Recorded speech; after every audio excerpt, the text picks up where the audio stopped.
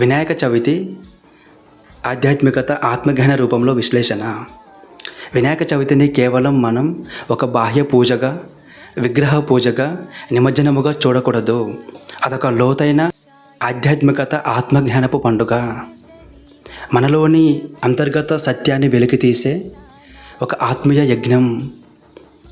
వినాయక రూపకతత్వం ఏమని తెలియజేస్తుంది అంటే, తల వచ్చేసి ఏనుగు తల. అది చాలా పెద్దదిగా ఉంటుంది. విస్తారమైన జ్ఞానమును, విశాలమైన దృష్టిని, యొక్క మానసిక విస్తారతను సూచిస్తుంది.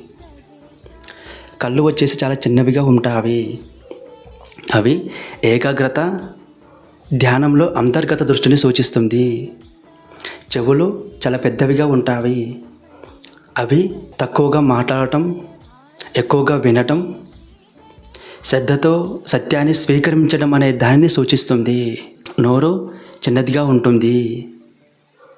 అది మాటలను నియంత్రించుకోవడం, ఆత్మజ్ఞాని అవసరమైనప్పుడు మాత్రమే మాట్లాడటంను సూచిస్తుంది. తొండం మనకు ఏమని తెలియజేస్తుంది అంటే,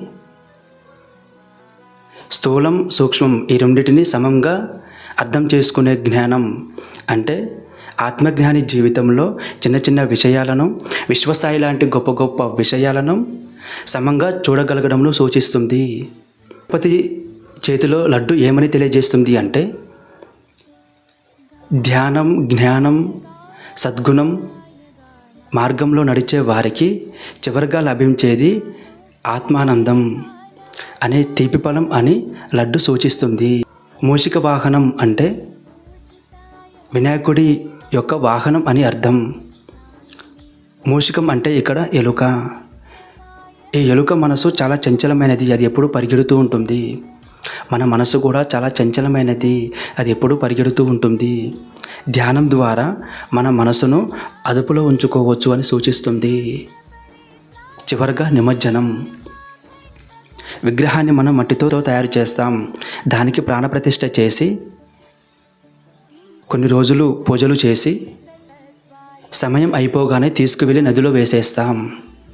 అలాగే మన శరీరం కూడా పంచభూతాలతో తయారైంది. ఇక్కడ నష్టాలు, కష్టాలు, సుఖాలు, బాధలు అన్నీ అనుభవిస్తాం. సమయం అయిపోగానే ఈ శరీరము ప్రకృతిలో కలిసిపోతుంది. అంటే మరణం అనేది ఈ శరీరానికి కానీ ఆత్మకు కాదన్న విషయం కోవాలి. ఆత్మ నిత్యమైనది, శాశ్వతమైనది.